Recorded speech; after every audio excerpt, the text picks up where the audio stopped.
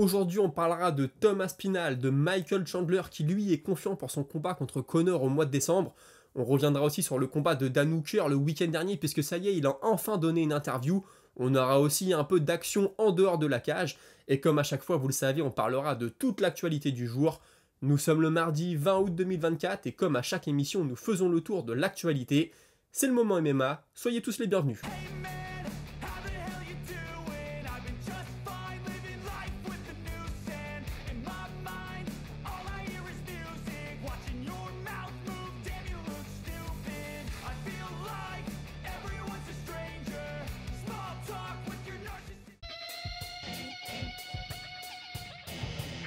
Et dans cette interview, Tom Aspinall a commencé par revenir sur son combat contre Curtis Blades, qui a eu lieu le mois dernier à Manchester.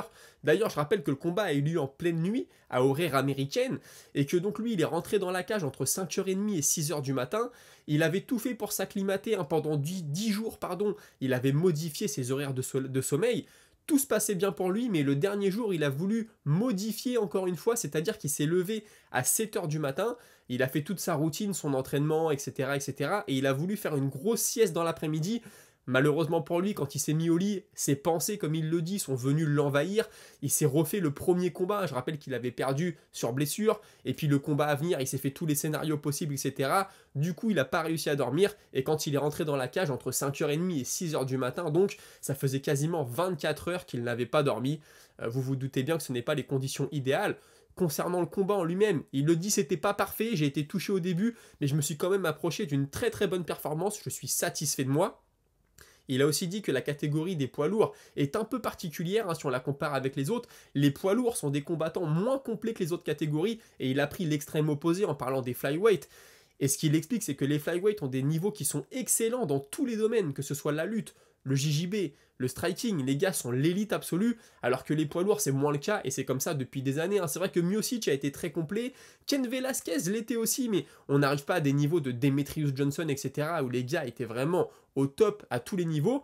Il pense d'ailleurs que Curtis Blades est l'un des plus complets de la catégorie, et qu'il devait se méfier de plein de choses dans leur combat, que ce soit le striking, la lutte, mais aussi la façon qu'il a de combiner tout ça, de commencer en point, de finir avec un takedown, etc. C'est un gros souci pour lui, et il le compare avec Pavlovich, combat dans lequel, d'après lui, il devait surtout se concentrer sur la puissance de poing du Russe, même s'il le dit, il y a plein de choses qu'on n'a pas vues avec Pavlovich. Il a peut-être une bonne lutte, il a peut-être des bonnes jambes, mais il ne nous l'a pas montré pour l'instant, donc moi je partais dans l'idée où la menace principale c'était la puissance de poing. Il y a quelques semaines, il a fait une blague sur Stipe Miocic en disant qu'il fallait le Joe Bideniser. Joe Biden aux États-Unis était sorti de la campagne électorale, il pense qu'il faut faire pareil avec Miocic, et il le dit, il n'y a rien de personnel, c'était juste une blague pour essayer d'obtenir le combat. J'ai un énorme respect pour lui et pour John Jones, mais je pense qu'il ne mérite pas aujourd'hui le combat pour le titre. Moi, j'ai battu 6 mecs du top 10, et je les ai battus au premier round, je les ai tous finalisés. Donc forcément, c'est un peu compliqué pour lui de toujours devoir attendre. Et il fait une petite blague aussi sur John Jones en expliquant que John Jones devait être en train de prier devant sa télé pour que Tom Aspinall perde contre Curtis Blades et qu'il n'avait qu'une seule envie, c'était de tweeter sur la défaite d'Aspinall pour l'enfoncer un peu comme c'est très bien le faire John Jones.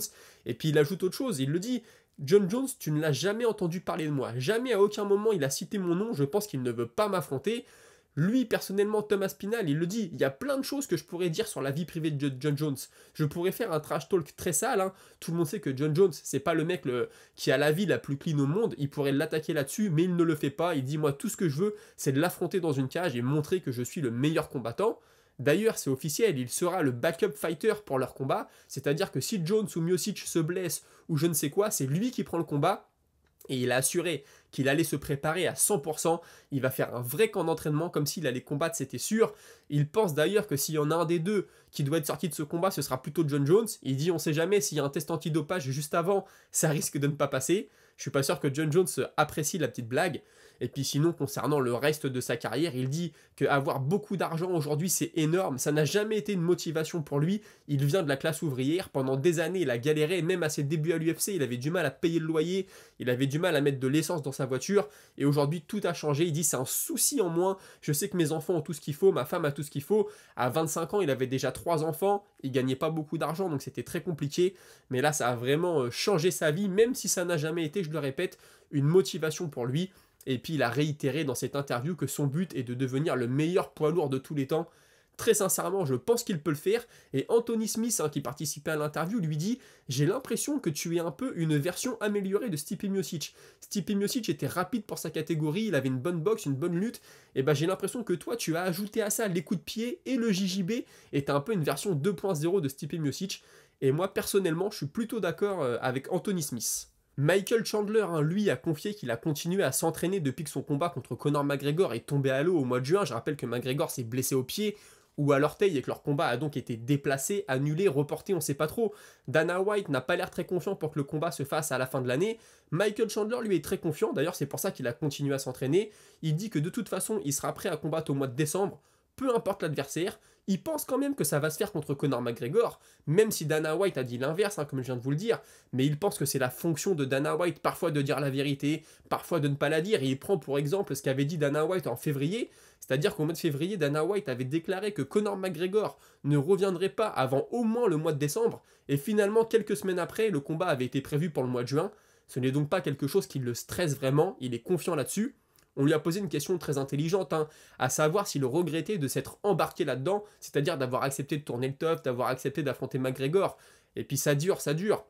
Et lui dit non, je regrette pas, ça dure justement depuis le 1er février 2023 et le premier coup de fil qu'on m'a passé pour tourner le tough. À la base, il devait combattre en septembre 2023, donc c'était assez rapproché. Et puis entre-temps, il y a eu beaucoup de promotions, beaucoup de conférences de presse, il a été très sollicité par les médias, donc en fait, le temps est passé très vite. Il pense toujours avoir fait le bon choix, et puis il dit de toute façon, moi quand je suis arrivé à l'UFC, j'ai été ultra actif, j'ai fait beaucoup de combats, des combats très rapprochés, et dans ces nombreux combats, il y a un combat pour le titre, et un combat qui a été combat de l'année contre Justin Gaethje, donc il est très fier de ce qu'il a accompli à l'UFC, et il ajoute que l'UFC c'est l'élite pour organiser des combats, ils font ça tous les week-ends, ce serait une grosse erreur de leur part de ne pas le faire affronter Conor McGregor, et aussi vis-à-vis de la franchise du TUF, voilà, ils ont vendu le produit en disant à la fin les deux vont s'affronter, beaucoup de personnes ont regardé le TUF parce qu'il y avait McGregor et Chandler, bon moi j'ajouterais surtout McGregor, et pour voir ce combat, donc si ça ne se fait pas, ça mettra un peu de plomb dans l'aile dans l'émission de télé l'Ultimate Fighter.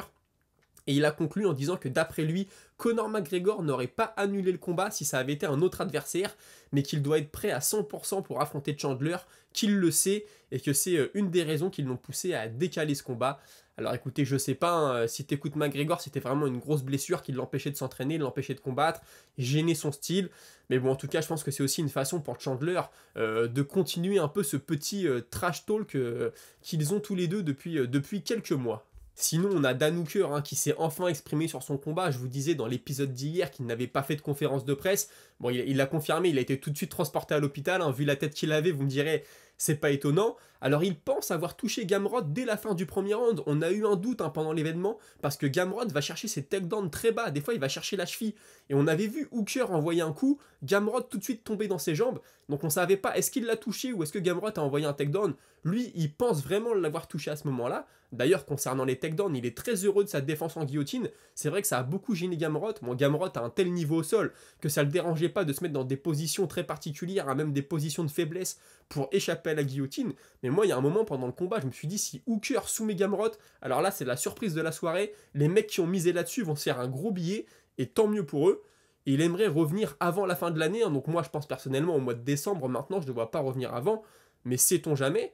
Pourquoi pas Charles Oliveira? C'est un peu dans les tuyaux. En plus, il y a cette petite blague. Les deux se teignent les cheveux en blond avant les combats. Donc c'est un peu la petite blague qui revient sur les réseaux. Mais il n'aurait aucun problème à affronter Arman Tsarukyan. Il y a un petit bif entre les deux. Il a dit qu'il ne l'aimait pas, etc.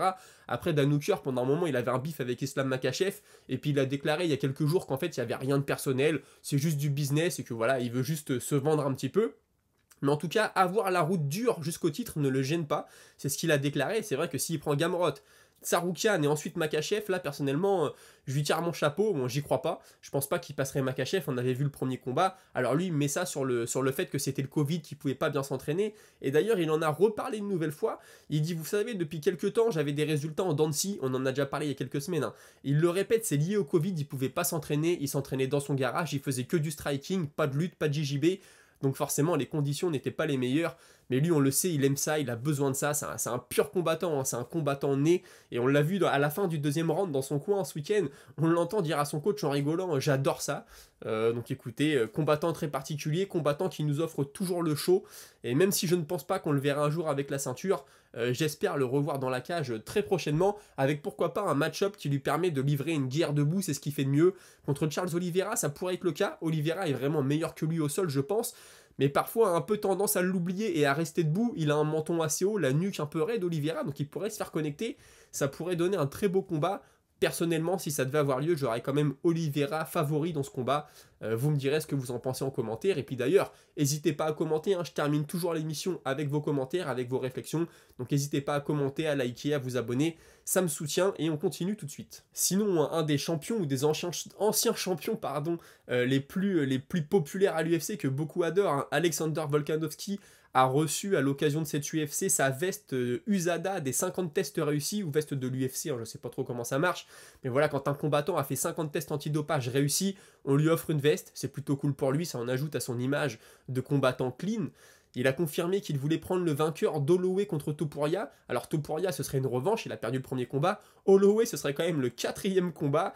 Et il le dit en plus, Holloway à la BMF. Alors ça ajoute encore un peu plus à ce combat-là. C'est vrai, moi personnellement, j'ai envie qu'Holloway batte Topuria. J'ai rien contre Topuria, mais ça me ferait très plaisir pour la carrière d'Holloway. Mais revoir un 4e combat entre Holloway et Volkanovski, franchement, j'ai pas trop envie.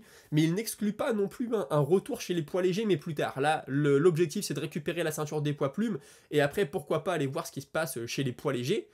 Concernant Jiri Prochazka, on lui a demandé s'il comptait descendre en poids moyen, parce qu'il a déjà évoqué ce sujet. Il n'a pas vraiment voulu répondre, il dit que pour l'instant il se recharge, et voilà, il concentre ses énergies, hein. Il est un peu comme ça, Jiri Prochazka, faut connaître le personnage, et qu'il s'entraîne. Maintenant, il est quand même convaincu de pouvoir battre Pereira, même s'il a déjà perdu deux fois par KO contre lui, mais il est conscient que la route va être longue, qu'il va devoir reprendre des combats, regagner des combats, pour pouvoir de nouveau se présenter devant Pereira, si Pereira est toujours champion à ce moment-là. Et puis on a demandé à Jack Della Maddalena, qui est blessé, hein, mais qui a battu Gilbert Burns lors de son dernier combat, quelle serait la suite pour lui. Il dit ce sera un de ces 3 combattants-là, Kamaru Usman, Colby Covington ou Shavkat Rakhmonov. Et concernant Rakhmonov, hein, il l'a dit, si j'avais pas été blessé, on se serait affronté le week-end dernier à Perth. Malheureusement, j'ai été blessé, donc ça n'a pas été le cas. Sinon, ce week-end, hein, on a aussi eu un peu d'altercation en dehors de la cage, à commencer par Brendan Allen et Marvin Vettori. On savait que les deux s'aimaient pas, hein, mais ils se sont battus. Alors je crois que c'est dans un casino suite à un événement du PFL.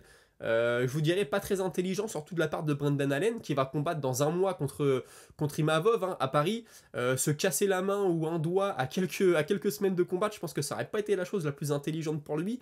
Mais sinon, je salue la sortie de Dana White qui a dit si ça s'est passé à un événement du PFL, ça doit être le combat de la soirée. Magnifique. Franchement, du très grand Dana White, j'aime beaucoup cet humour.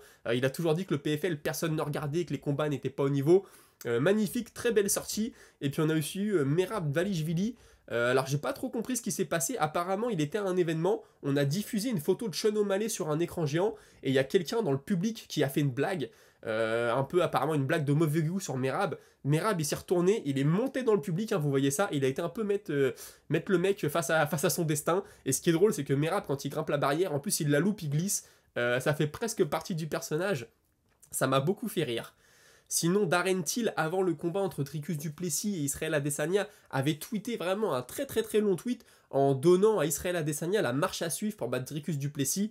Et du Plessis là a tweeté en disant hey Darren Till, est-ce que tu aurais des conseils pour moi pour battre Israel Adesanya? S'il te plaît, coach-moi, donne-moi des conseils. Plutôt drôle, et Darren Till lui a répondu ouais, t'as toujours un style de merde qui ne marche que pour toi, je te félicite quand même, je suis très content, mais t'es toujours une merde. Bon voilà, c'est signé Darren Till.